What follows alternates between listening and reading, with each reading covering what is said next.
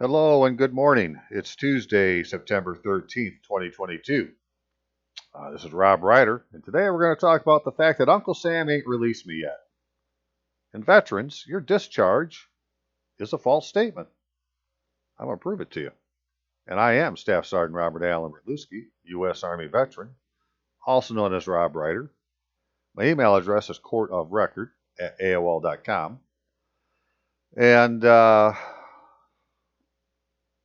that's the best way to get a hold of me, because if you leave a comment in this video or any video, and I try to answer it, both the comment and the answer disappear. So I can't answer anything, in comments. Sorry, you're gonna have to email me if you got a question.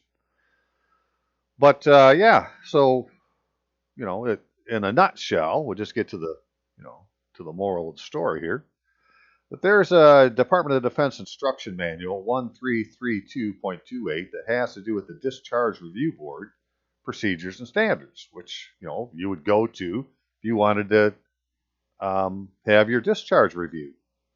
Well, in that manual, it says, under the definitions, that a discharge is the complete severance from all military status gained by the enlistment or induction concerned, including the assignment of a reason for such discharge and characterization of service. Well, if you were completely severed from military status, you wouldn't be a veteran. All right? I mean, what they're going to do, if they're going to do this complete severance, it's like they're going to erase you from the book like you never served. It's an administrative discharge. Well, that isn't, what we have. If you have anything, you would say, well, I have been discharged from active duty. But, according to this definition, well, no, I've not been discharged from the military. I'm a veteran. And the reason that's important is if we're still in the military, which we are, then we should have an ID card. Right? We should have a Geneva Convention ID card, because it's a requirement under the Department of Defense's Law of War Manual. So let's get into this a little bit. And, if you're not a veteran but you know one, please have them watch this video. And we'll see if we can get any, resolution or relief out of this, because that's what I'm trying to do with it. And I'm going to show you what I'm trying, and we'll just see what happens. So give me just a second here, and we'll get loaded up. I forgot to mention, on YouTube, I'm at Rob Ryder, ROBBBRYDER. Right, that's my YouTube channel. So that's what this video is, and send a link to any veteran you know. So what's going on here? Well, hang on. So one of the many, many, many forms that are in the federal government is this DD Form 149, right? The Department of Defense Form 149, which has to do with the application for correction of military record under provisions of Title 10, United States Code, Section 1552. And so I had actually done one of these years ago. I mean, this 2014 when I did mine. But since then, I've had numerous people send this to me and say, hey, this is the form you're supposed to use to fix your records, right? And I agree. It's like, yeah, well, I did it, but, okay, so what? So when I did it, now again, this is from 2014, right? I'm not going to read this whole thing to you, but, I told them I didn't know what my present status was and what type of discharge I had or none of this stuff, because my records are wrong. And I was mainly complaining at this time that they had my name incorrect on my discharge document they gave me. So I put this in 2014, and in 2017, I got an answer. Right now, here they call me Redlewski Robert A., which is still a problem because, my name is Robert Allen Redlewski. Robert Allen is my first name. Redlewski is my last name. Therefore, I have no middle name for you to make a middle initial of. Yet, here they are doing it. So, but nevertheless, they agreed with me. The approved record proceedings has been forwarded to, here we go. The Army Board of Correction of Military Records rendered a decision on your application to correct your military records. Full relief to your request has been granted. Enclose a copy of the record of proceedings of the board for your information. Right, so then it gave a little blah blah about what they did. 2017. I got a docket number. It says grant full relief. As far as I'm concerned, I get full relief. Right, so I'm saying I don't have to do another one of these. I'm going to complain about the one I had, which is what I did, and we'll look at that in a minute. But right, the board determined the evidence presented is sufficient to warrant a recommendation for relief. As a result, the board recommends that a Department of Defense or Department of Army records of the individual concerned be corrected by reissuing his 2 February 1983 honorable discharge certificate with his name showing a signature order, first name, middle name, last name. Because on my original one, it was Ritluski, Robert Allen. It's like, well, that's not my name. That's not how I served. And so, but this is way back, again, 2014. I'm just testing stuff because, I could. It's like, well, let's see what they do if I send this to them and so forth. And but they did change it, right? So good on them. It just, they didn't give me full relief. So let's move up to the present. But one thing they didn't have, see in this new form, because this is from 2017. On the new form, they have this thing up here, prescribed by, and it says the DoD D and a DoDI, right? And this one's an instruction. I'm not sure what the D is. I think it's a directive, right? But if you can Google those, then and you can download all these documents. Everything's online now, pretty much. So this DoDI ends up being this instruction for Discharge Review Board. And the applicability and terms of use are defined in enclosure 2, and who's in charge of it? Well, that'd be the Deputy Undersecretary of Defense. Resolve all issues concerning DRBs.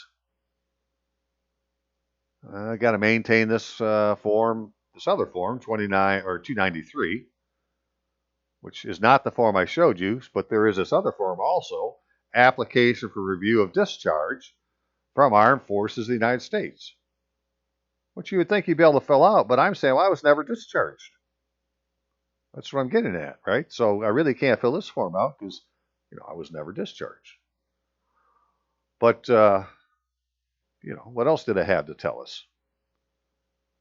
And then respond to all inquiries. Oh, so you can put an inquiry in from private individuals, organizations, or public officials. Okay, well, I'm a private individual, so I can put an inquiry.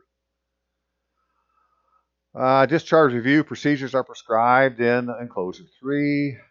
And then these references, all these different, directives and, the Uniform Code of Military Justice applies, which, that's excellent. So this makes this a completely military matter. It has nothing to do whatsoever with the civilian government. This is under the UCMJ. Okay. Then we got the definitions, right? So they have an applicant. That's one guy. And an applicant is a former member of the Armed Forces previously discharged. Okay, well, I said I wasn't discharged. So I said, they can't use that one.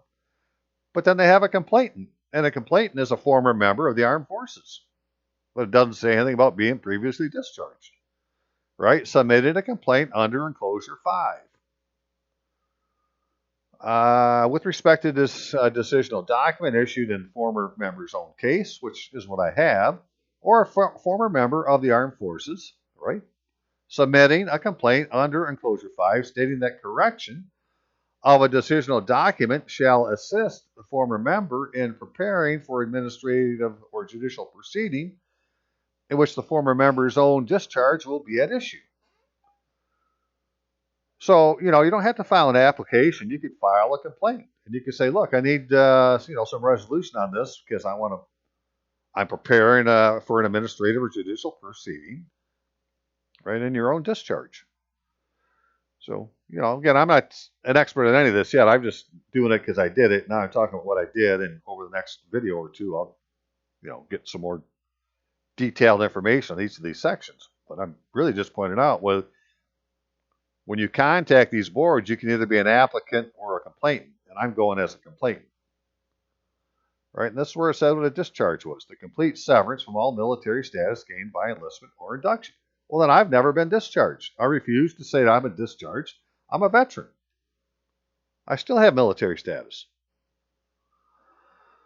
Discharge review, evaluation for the reason for separation, the procedures followed in accomplishing separation, the characterization of service.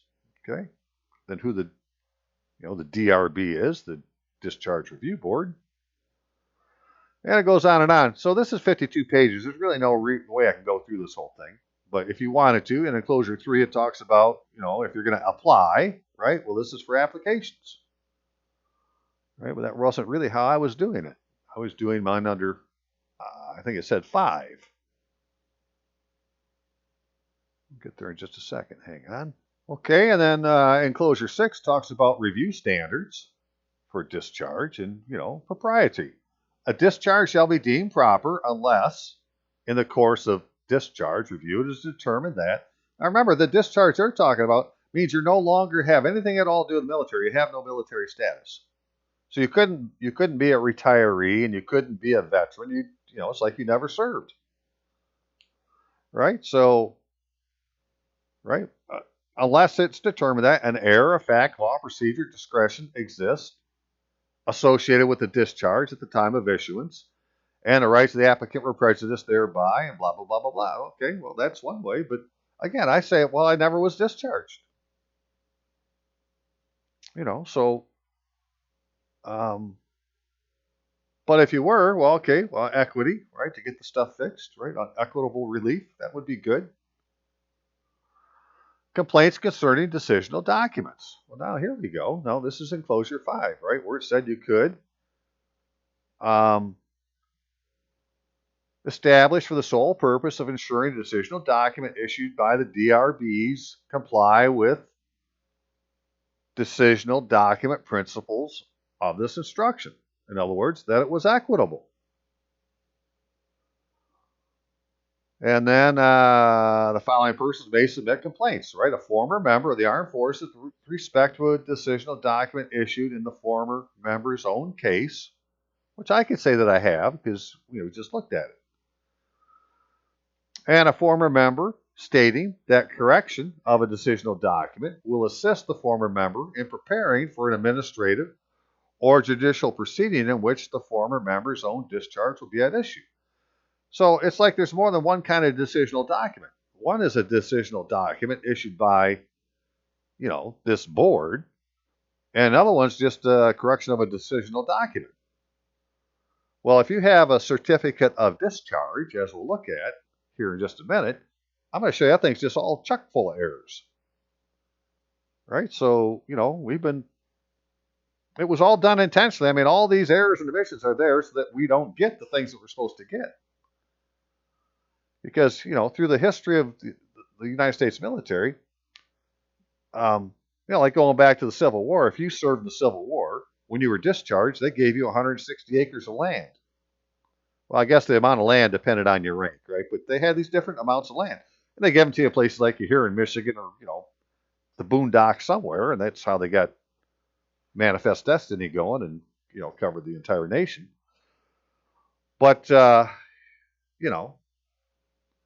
and then they called the guys that served in World War I, they called them the bonus army, right? They volunteered and there was a bonus. Well, then we have one coming too. Ours has been concealed from us. That's all I'm trying to say. At the present time, we're still in a volunteer army, and it was whatever was intended for us to have as a bonus has been withheld. And I say it was this retirement that you're supposed to get after 60, the age of 60. But that's a little bit too much detail for one video, so we're just going to continue on. Now, the thing about doing this complaint right under E5, now this is enclosure 5, right, is the fact that they're going through a different, starting point, the Joint Service Review Activity. A 3-member JSRA consisting of one judge advocate from each military department shall advise the, DOSD PI, right, which is the Deputy Under Secretary of Defense, PI, whatever that stood for. The operations of the JSRA shall be coordinated by an administrative director who shall serve as recorder during meetings of the JSRA. The members and the administrative director shall serve at the discretion of the Secretary of Defense. Classification and control of correspondence. Address of the JSRA. Correspondence with the JSRA concerning decisional documents issued by the DRB shall be addressed as follows. All such correspondence shall be controlled by Administrative Director through the use of a docketing procedure. And then a classification correspondence shall be reviewed by the Administrative Director and categorized either as a complaint or an inquiry in accordance with the following. Right? Complaints is a correspondence which is alleged that decisional documents issued by DRB or SRA contain specific identified violations of principle of this instruction. And an inquiry is anything else. So you don't even have to have had, a determination by this board to send in an inquiry. Right? And then the way they're going to review the complaints, use of the DD form 293, Again, I don't have time to go through all the details today. I'm just trying to show what's going on. But, the duties of the Administrative Director shall take the following actions. Acknowledge receipt of the complaint. Note the date of receipt. Forward a complaint to the military department concerned, except that the case may be forwarded directly to the Department of, or to the Secretary of Defense, the Undersecretary of Defense, when the Administrative Director makes an initial determination that corrective action is not required. All right, we go on a little bit further, and we get to, eventually, right, responses to inquiries. That the Administrative Director shall assign a docket number to the inquiry, that the Administrative Director shall forward the inquiry to the military department concerned, and that the military department shall prepare a response to the inquiry and provide the Administrative Director with a copy of the response. The military department response shall include the following or similar wording. This is a response to your inquiry to the Office of Deputy Undersecretary of Defense Program Integration, dated concerning blah, blah, blah. Right? And then the disposition. The DRB concerned shall provide copies of amendments to the decisional documents, the DoD board's electronic reading room, blah, blah, blah, blah, blah, yada, yada, yada. Okay, so, in a nutshell, if you send them something as an inquiry, right, they're going to docket it, they're going to send it to the department, and they're going to get a reply. So let's see how that all works out. All right, let's just look at a couple of laws from Title 10 United States Code. Some people say that's not a law, but they quote it anyways. Right? Well, this is what Title 10 says. This is the Armed Forces. All right, subsection 506, regular components. An enlistment in regular Army, regular Navy, regular Air Force, regular Marine Corps, regular Space Force, or regular Coast Guard, in effect at the beginning of a war, lowercase w war, or entered into during a lowercase w war, unless sooner terminated by the President, continues in effect until 6 months after the termination of the war. Lowercase w. Well, that's never happened. We've been at war since the Civil War. All right, the Civil War, all that was ever done was an armistice. And in the Lieber Code, Article 2, after martial law has been declared, it takes a special proclamation from the Commander-in-Chief or a treaty of peace to end the martial law, right, to end the war. What's never happened? There's no treaty of peace, so we're still at war since then. Right? And, and we're being governed under the international laws of war right now. We don't have a constitutional form of government because nobody's taken a proper oath of office. So who should be the civilian government or civil government in the United States during a time of war would be veterans, right? Because of our honorable and faithful service. We're like the eyes and ears of the commander out in all the districts. But, we've been denied our ID card to come in with any authority to say, I'm representing the military and, I need to file a complaint or whatever it might happen to be. And, there's been in the military, right? There's this thing called a DD Form 2, and that would be the identification card. Well, as it turns out, there's actually like 3 different versions of the DD Form 2. You got the DD Form 2S, which is for reserves, shall serve as ID purposes for Geneva Convention requirements in accordance with reference R. And the Geneva Convention requirements are, if you're in the military, you got to have an ID card. Well, if you've not been discharged per this, regulation, you're still in the frickin' military. So where's my ID card? Well, there's an error in the records. You can't get it. All right, so you got a DD Form 2 Res, you got a DD Form 2 RET for Armed Forces United States Geneva Convention ID card, right, for the standby reserve and reserve officer training, blah, blah, blah, blah, blah. And you got RET, right? So basically, one is when you're younger than 60, and the other is for when you're older than 60. But either way, you still have this card, and we don't have it. And then they have just the regular form, DD Form 2, which is the one that, active duty members get.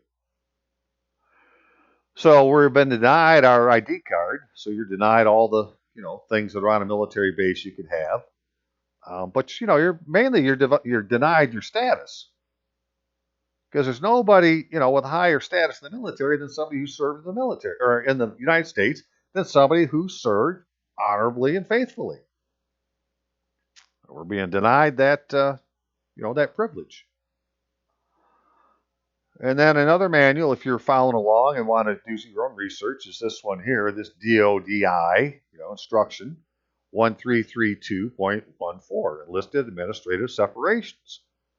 Right? Because this is what would have had to happen for you to have been discharged, from the administrative control of the military.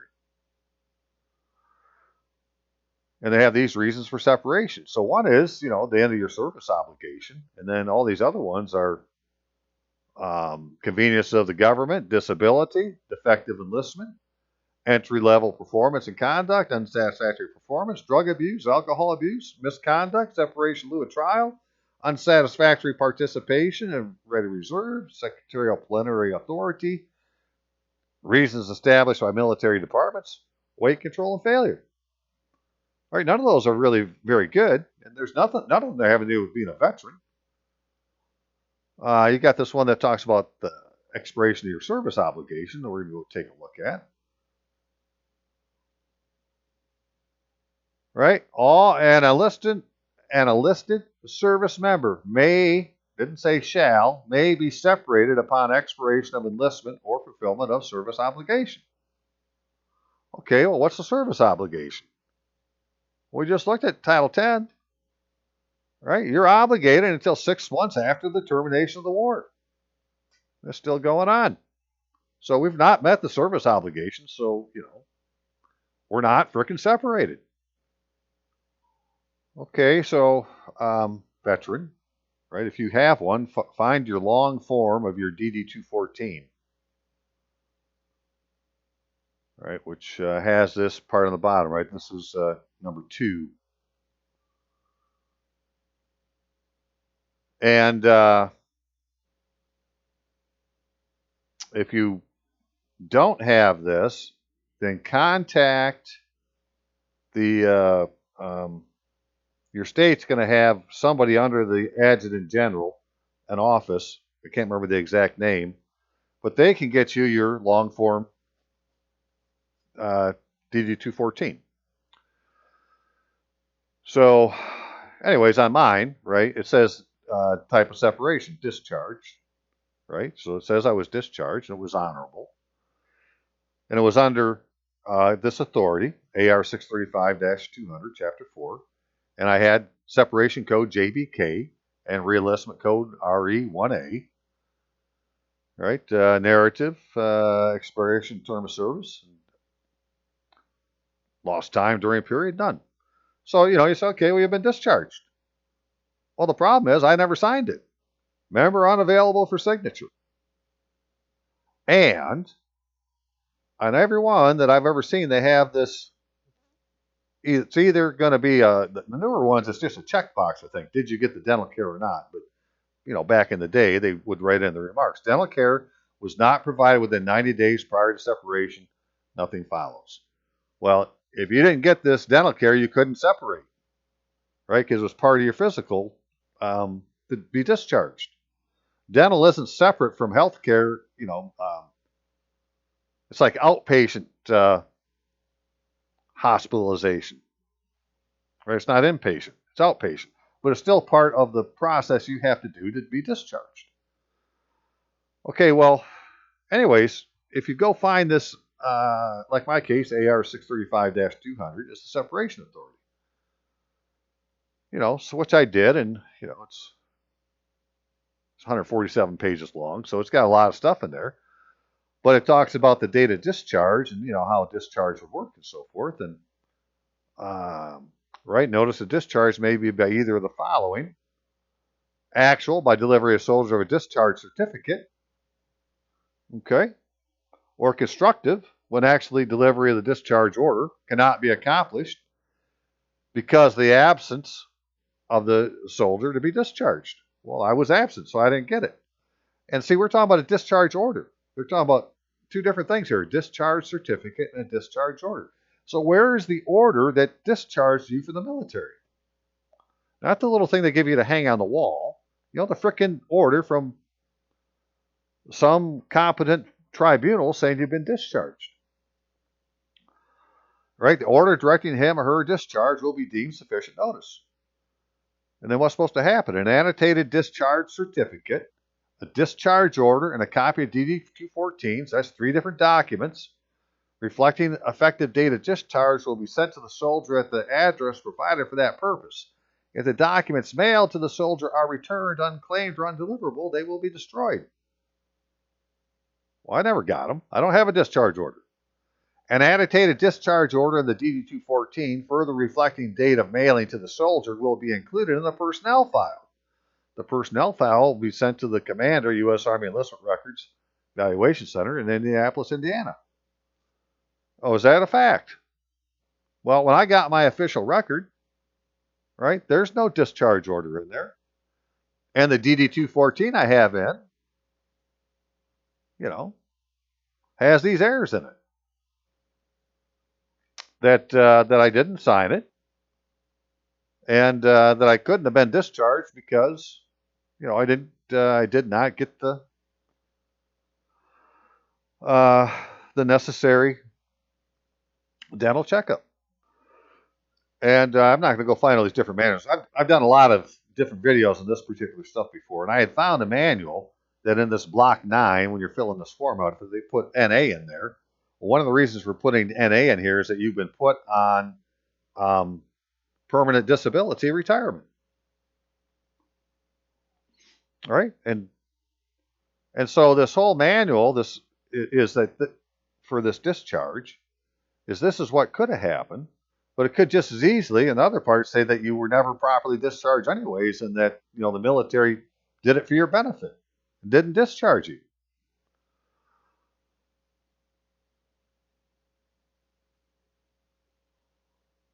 Part of the problem then is you have these bars to reenlistment that come in. So well, that wasn't really that part. I got to go down one more page. Anyways, so if you're to go through this manual and you start looking, you'll see that there's all these different formats for letters, right? That would have to have been then put into your official record. Now, I don't know that everybody has been done under the same one that I was. This is the only one I know of, AR 635-200. If you, are in the Army, or it doesn't really matter, and you have a different one, please send an email, courtofrecord@aol.com, of which one it is, so we can go look and see, well, what were they doing in that one to discharge people? Because I don't have one. That's the only one I have is administrative discharge.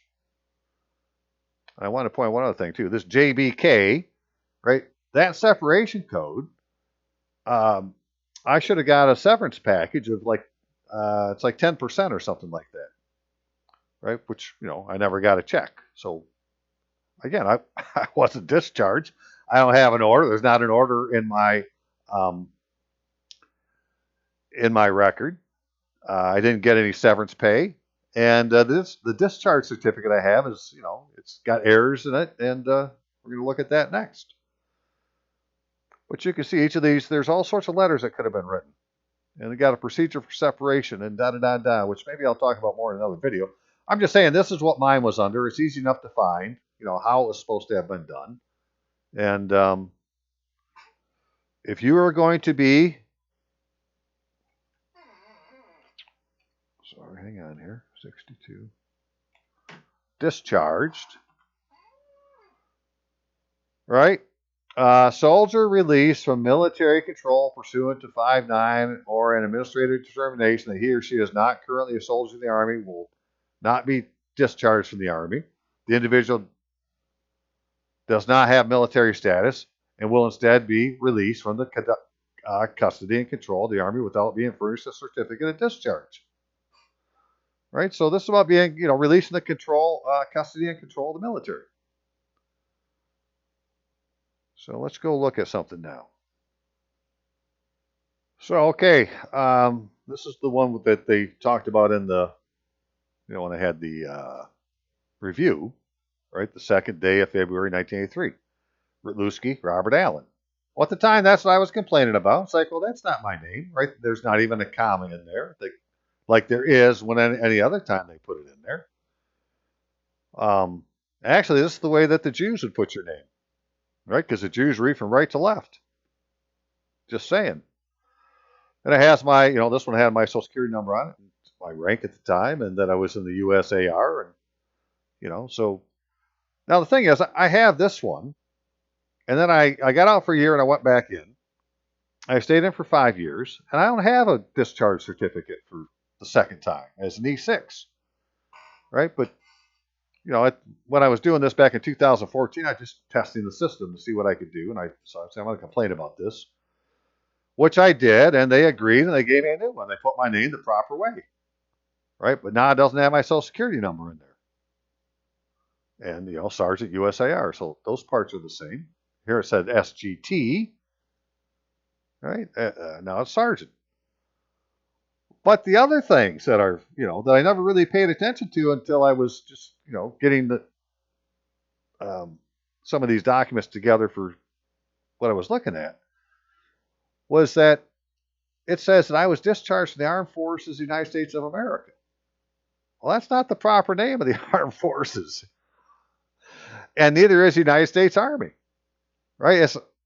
I didn't serve in the United States Army. I served in the U.S. Army, which when we'll go look at it in just a second, in the government style manual, U.S. Army stands for Army of the United States.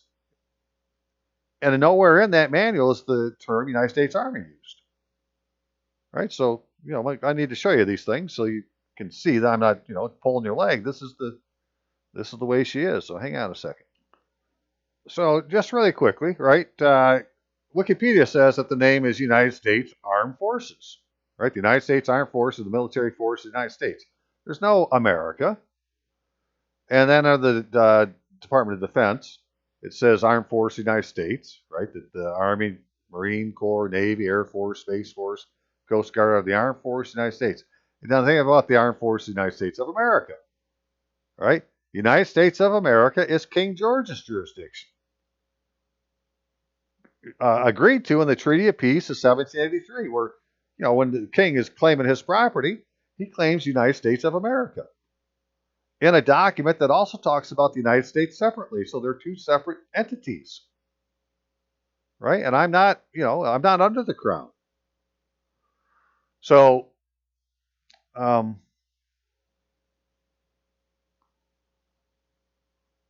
that document at? Gee, I got too many things open, right? So, my point is that this thing, Armed Forces United States of America, is a lie.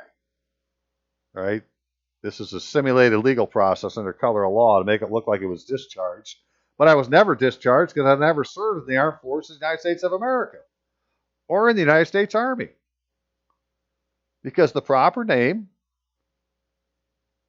right, in the Army, when you, on your uniform has U.S.Army, right? So I was under the U.S.Army.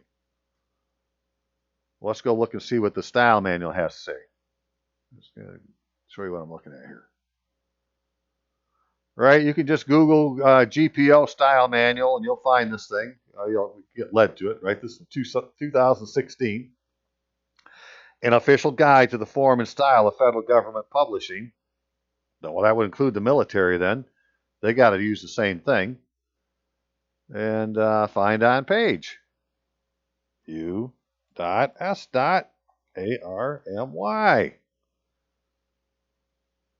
Well, there's nine different uses in here, right? So we got U.S. Army Engineer, right? Not Army of the United States, or excuse me, not United States Army. We got U.S. Army, means the Army, all volunteer Army, infantry, 81st Regiment, Army Establishment, all of these, volunteer officer, Grant's Army, Union Army.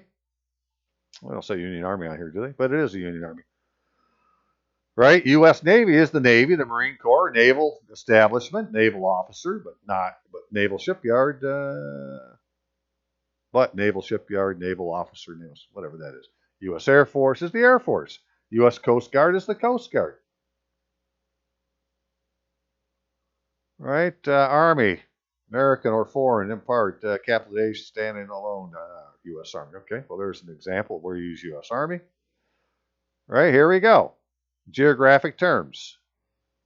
United States must be spelled out when appearing in a sentence containing the name of another country. The abbreviation U.S. will be used when preceding the word government or the name of a government organization, except in formal writings, treaties, executive orders, proclamations, yada, yada, yada. So when you see U.S. Army, it stands for the Army of the United States. It does not stand for United States Army. Well, it's pretty much cut and dried, right? What does USA stand for? Well, that's the United States Army. What's U.S.A. stand for? Well, that's United States of America. Right? Well, that's King George's jurisdiction. USA with no dots is the U.S. Army, which is the Army of the United States. Right? It's, purposely made a little bit confusing. And then this is the way you should do it, as, you're using your name or whatever. And that's why I say I'm Staff Sergeant Robert Allen Rutluski, U.S. Army, veteran. Okay, so, I don't see how you get around it. This document here that they gave me is for the wrong military. And so it's really a simulated legal process. Okay, so what did I do about it? Well, let's take a look. Hang on. Right, it's from me with my DoD ID number, so I know who the heck I am, and address and so forth, and to the Joint Service Review Activity, Administrative Director. Now, I emailed this. I want to make sure I showed that. So before I get into this, let me find this real quick. On this DD Form 293, right, if you're going to do this form, you get to the end, where you're going to send the form to. And it gives you this link. And the link takes you to, right, the Army Review Board agency, because there's many different boards. If you go under Contact Us, you'll see this Army, right, ARBA inquiry. Well, I got an inquiry. So that's the one I used. Right, so I found this email address, and it's the one I used to send this little document I put together that we're looking at right now, which said inquiry regarding erroneous and non-existent decisional documents and U.S. Army's failure to administratively separate member. Director, I recently received a copy of my official file from the National Archives.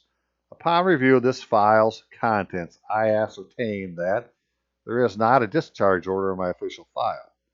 The DD-214 in my official file evidences that I did not receive a mandatory dental checkup required for administrative separation under AR 635-200, that I did not sign the document, and the separation code JBK, Block 26, entitles me to a 10% severance pay that was not paid to me. Number 3, there is not a certificate of discharge in the file. Take notice under docket number AR2, what we saw before, it was determined that the applicant's February 1983 honorable discharge certificate was improperly prepared. Right? Didn't really go into all the things that were wrong. It just said it was improperly prepared. And then they went and fixed the one thing I complained about. So the correction provided seems to have only been partial relief, and the errors that remain prove that I was not discharged from the custody and control of the U.S. Army. According to the Government Publishing Office's GPO Style Manual 2016, U.S. Army is the Army of the United States and not the United States Army. In fact, the phrase United States Army does not appear anywhere in this federal government official guide. Yet my 1983 discharge, or certificate of discharge, clearly states that I was discharged from a non-existent Armed Forces United States of America, United States Army. Director, the Armed Forces, U.S. Armed Forces or United States Armed Forces are proper names for the armed forces that the Army of the United States is part of. That'd be the UDOD Army. And has nothing to do with the United States Army or Armed Forces United States of America.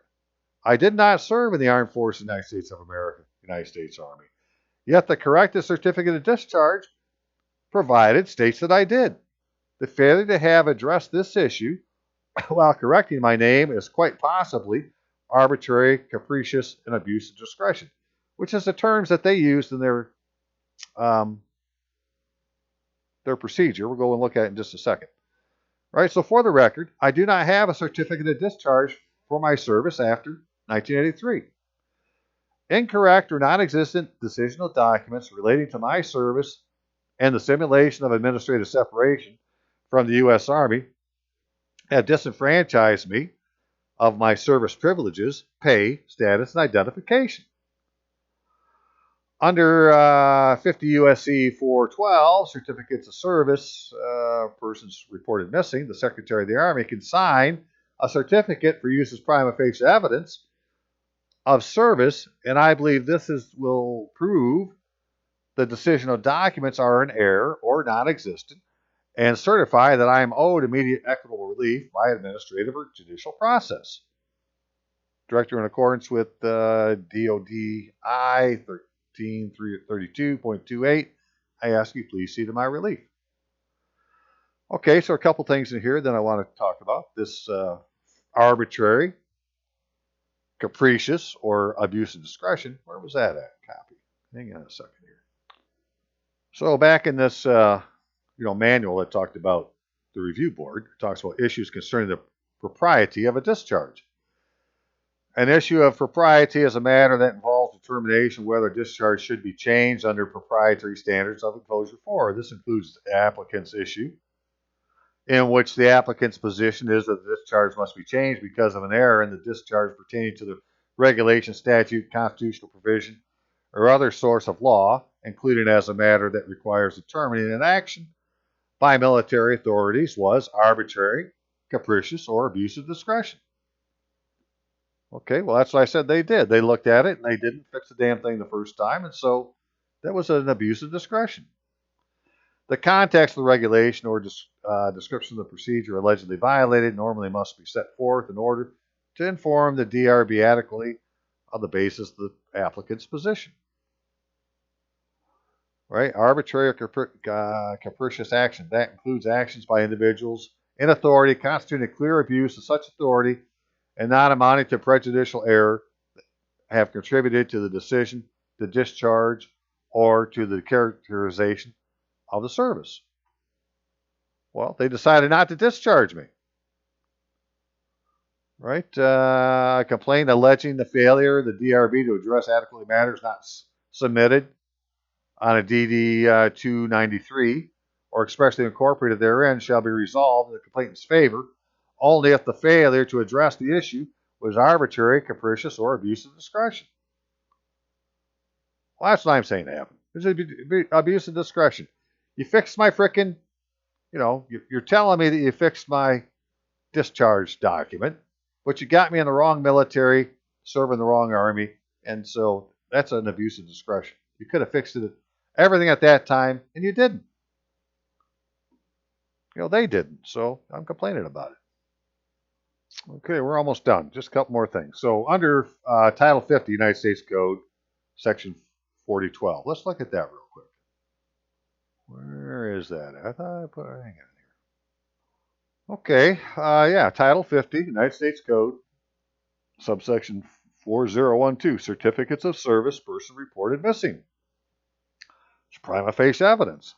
In any proceeding under this chapter, a certificate signed by the secretary concerned is prima facie evidence as to any of the following facts stated in the certificate. That a person named is not, has been, or has not been in military service, right? Is not, has been, or has not. Well, there you go. The time and place the person entered the military service, the person's residence at the time of the person entered the military service, the rank, branch, unit of military service, the person upon entry, the inclusive dates of the person's military service, the monthly pay received by the person at the date of the certificate's issuance, and the time and place of person's termination of or release from military service, or the person's death during military service. So, my case, the Secretary of the Army can sign a certificate that has to state when I was released from the military, right? Or am I still in the military? And if I'm in the military, am I still getting paid? Because if you're in the military and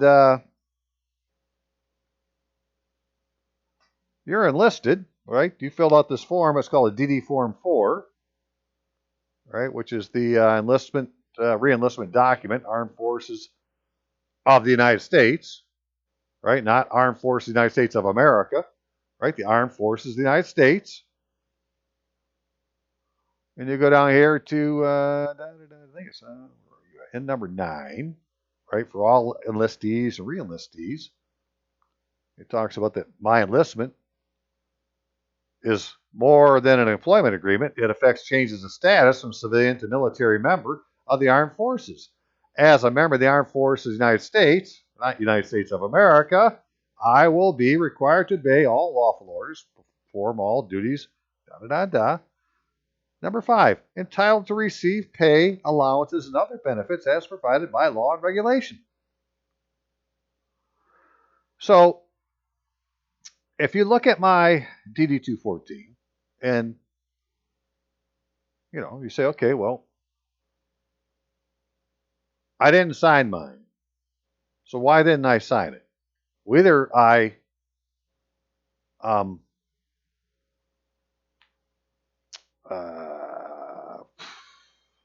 that you call it when you leave, deserted, right? But that, how could that be? Because I got an honorable discharge, so I couldn't have deserted. So how is it I wasn't there? Well, another way is that, you're missing. I was missing in action. And so, I'm like one of them Japanese guys been sitting on an island for 50 years. I'm still in the military. I want my military pay. Because they never released you from the military. You're still due pay. And so, we got this big chunk of money sitting in an account somewhere. Like in the military retirement fund, I've done some videos on that. It has over $1 trillion in it with a T. $1 trillion of paid retirement pay that's never been collected by the retiree that was due the pay. Right? They've been paid, but there's an error in the records, so it's not going to them directly, but it's going to this account until the records get fixed. Shit like that. That's what they're doing. And we're all, a victim of it. And, I'm speaking now mainly about veterans. I mean, enlisted, obviously, but I'm sure it's the same screw up for officers and, brother veterans. We got to get this figured out. Brother and sister veterans, right? We've been, bamboozled big time. And Uncle Sam ain't released me yet. So I want my ID card. I want my pay. I want my privileges. I want. Because the thing they gave us as a discharge is a false statement. Okay, I'm going to leave it there. I hope you found it, interesting at least and useful possibly. And if you got some ideas on, start doing them. You don't have to ask me about it. You can go ahead and do it, right? And whatever you get out of it, let me know what happened. But I would like to know, I mean, I guess in closing, if somebody has a DD-214, with something other than that little statement mine has at the bottom, right? The separation authority. I'd like to see a couple other separation authorities to see what they did, right? So if you don't mind sending me your DD-214 long form, I'll look up a few and, I'll talk about them in my next video. Okay, I'm leaving it there. You all have a great day. If you have anything you want to send me, it's courtofrecord@aol.com. See you now. Bye-bye.